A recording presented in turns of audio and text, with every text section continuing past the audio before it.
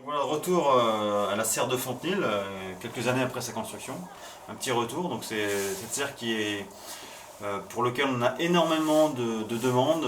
Il y a vraiment un grand engouement pour cette serre, elle plaît beaucoup, de par son aspect esthétique, mais aussi je pense de par sa fonction. Donc voilà, on voit que notamment rien que dans l'aménagement intérieur, il y a eu aussi pas mal de changements, hein. Il y a eu plusieurs jardiniers, il y a eu plusieurs années d'utilisation, c'est plus forcément d'ailleurs les mêmes usages au début que maintenant. Au début, c'est vrai que c'était beaucoup une serre essentiellement de plants. Là maintenant, il y a des plantes un peu plus pérennes qui sont dedans, notamment des plantes on va dire tropicales qu'on ne pourrait pas faire pousser ailleurs, donc ils sont là maintenant à l'année. Et on a toujours bien sûr une partie avec des plants, puisque c'est quand même sa fonction première. Et on voit aussi cet aménagement avec justement des étagères qui permet justement de maximiser la surface. Parce que le problème de ces serres, souvent, c'est qu'on se rend compte qu'elles sont trop petites. Donc le fait de se mettre comme ça sur plusieurs étages, ça permet vraiment de gagner de la surface, et ça c'est pas mal. La fonction principale de la serre, c'était de garder vraiment le bâtiment hors gel. Et on voit bien que sans aucun apport énergétique, hein, puisqu'il n'y a toujours pas eu de système de chauffage qui ont été rajoutés, on arrive à garder la serre hors gel sans problème, malgré des fois les températures qui sont descendues assez basses. On a eu jusqu'à des -17. Et ça n'a pas gelé dans la serre, donc la température descend pas mal, hein, on descend à quelques degrés. Donc de ce point de vue là, la serre elle a réussi vraiment son pari, puisque c'est vraiment ça sa fonction, hein, c'est de maintenir hors gel, et puis bien sûr de gagner aussi un petit peu en précocité, en étant bien sûr plus chaude que l'extérieur le reste de l'année. Donc c'est plutôt un pari réussi, voilà. Même si voilà, on a apporté quelques petites améliorations, quelques modifications. Au niveau des cuves d'eau de pluie, donc c'est vrai que maintenant on est plus sur des cuves qui sont enterrées, semi-enterrées en effet pour faire l'étape de culture. Du coup on a un gros volume d'eau, beaucoup plus important que ça, qui est dans le sol, et qui est en plus juste sous les planches de culture. Et donc ça c'est pas mal parce que d'avoir plus de volume, donc plus d'inertie, plus de chaleur, une température plus stable, et puis surtout comme on est vraiment sous les planches de culture, c'est vrai que les plantes, vraiment la chaleur est au plus près des plantes. Un peu comme c'est le cas ici, on a mis les plantes sur les cuves aussi.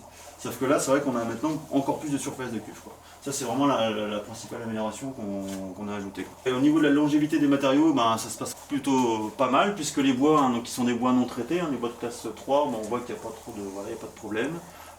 Il faut se méfier, si on a eu des problèmes quand même à un moment donné, notamment les bois qui sont en bas, il ne faut surtout pas trop les mouiller.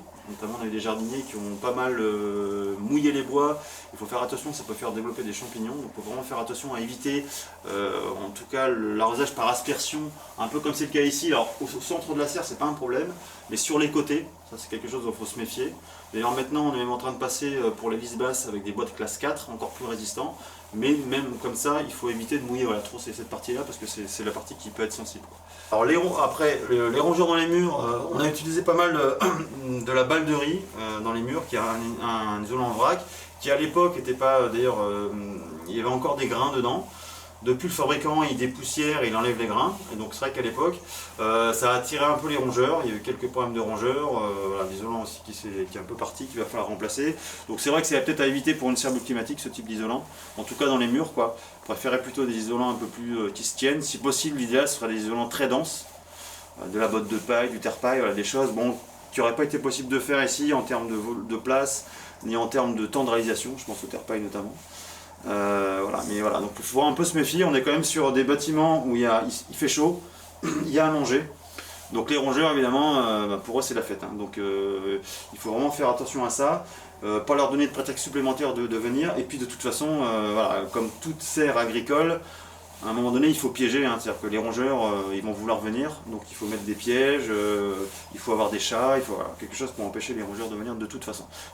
Au départ c'est vrai qu'on était parti pour mettre de la paille de lavande dans les murs, ce qui aurait été vraiment la solution idéale, puisque là c'est répulsif contre les rongeurs.